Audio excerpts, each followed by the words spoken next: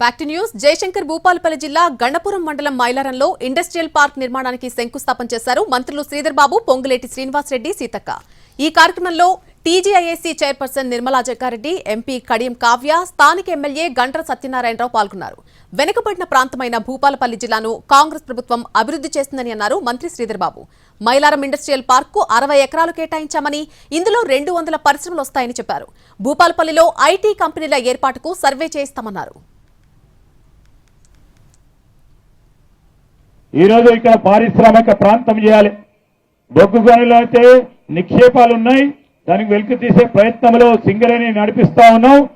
దానికి సంబంధించి కూడా ఇక్కడ చిన్న మధ్య పెద్ద పరిశ్రమలు ఏర్పాటు చేసుకోవాలి. 200 పరిశ్రమలను ఈ ప్రాంతంలో ఏర్పాటు చేయాలని ఈరోజు ఆలోచన చేసినాం.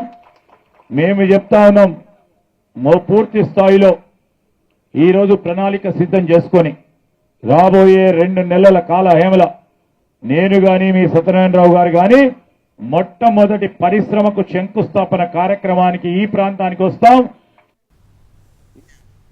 మారుమూల ప్రాంతం మైలారంను అభివృద్ధి చేస్తామన్నారు మంత్రి పొంగులేటి శ్రీనివాసరెడ్డి. కాంగ్రెస్ సర్కార్ చిత్తశుద్ధిని ప్రతిపక్షాలు గుర్తించాలని అన్నారు ఆయన. ప్రాంతాన్ని అభివృద్ధి చేయడం కోసం మంత్రివర్యులు శ్రీధర్ బాబు గారు ఒక మంచి నిర్ణయం తీసుకున్నారు. ఇది ఏదో మేము ఈనాడు రిబ్బన్ కట్ చేసింది కాదు.